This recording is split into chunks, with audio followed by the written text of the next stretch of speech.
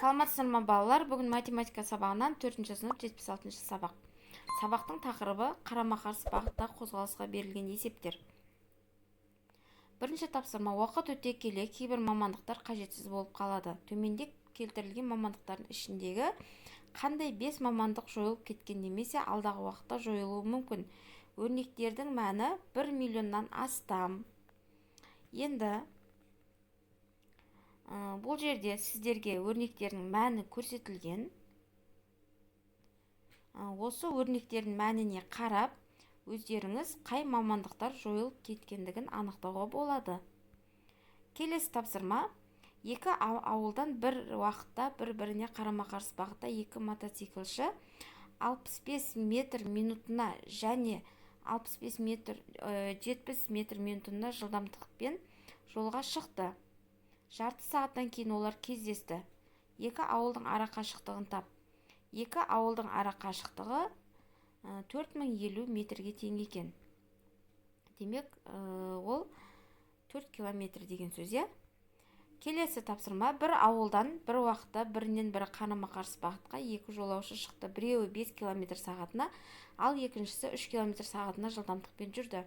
Қанша сағаттан кейін олар бір-бірінен 16 км қашықтықта болады? 2 сағаттан кейін екеуінің арасы 16 километрге тең болады екен. Келесі тапсырма: есепті шығар, мұқият бол, жылдамдықты километр сағатпен өрнекте. Бірінші тапсырма: 1 километр жолды велосипедші 4 минутта жүріп өтті. Ол қандай жылдамдықпен жүрді? 15 км сағатына жүрді. Екінші: 1 километр жолды пошташы жаяу 10 минутта жүріп өтті. Ол қандай жылдамдықпен жүрді? 6 км сағатына жүрді. Келесі: 30 км жолда арбакеш жарты сағатта жүрді. Ол қандай жылдамдықпен жүрді? Ол 60 км сағатына жүрді. Демек, біздегі арбакеш тез жүреді екен. Келесі тапсырма: бір әуежайдан бір уақытта бірінен бірі қарама-қарсы бағытқа екі ұшақ ұшып шықты. Біреуі 748 км сағатына, екіншісі 827 км сағатына жылдамдықпен ұшса, 5 сағаттан кейін ұшақтардың арасы қандай болады? 5 сағаттан кейін ұшақтардың арасы 7875 км-ге тең болады екен. Келесі тапсырма: тиісті сандарды тауып жаз. Біріншісінде мына сандардың арасынан 1000 шығатындай болып, мына 3 жерге сан шығу керек. Ол мына жерде тұр, сіздерге дайын тұр.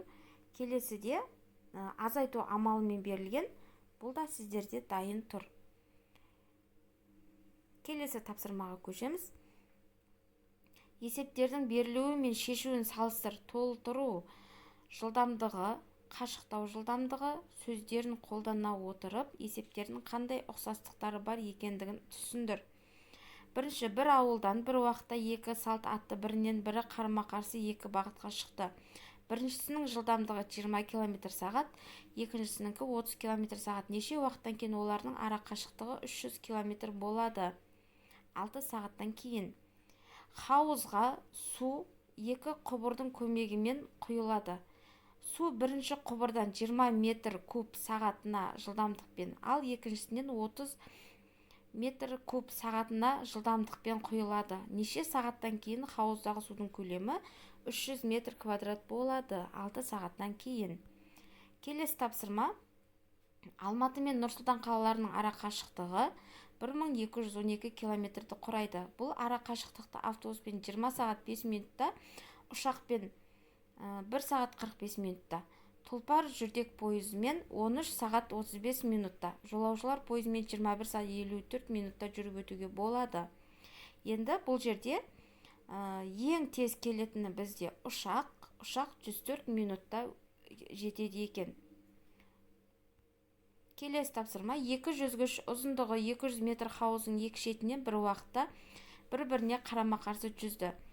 Біріншісі 28 метр минутына, екіншісі 22 метр минутына жылдамдықпен жүзді. Олар қанша минутта кейін кездеседі? Кездескенге дейін спортшылардың әрқайсысы қанша ара қашықтықты жүзіп өтті? Бірінші спортшы 112 метр жүзсе, екінші спортшы 88 метр жүзген екен. Спортшылардың кездесу уақыты 4 минутты құрайды екен.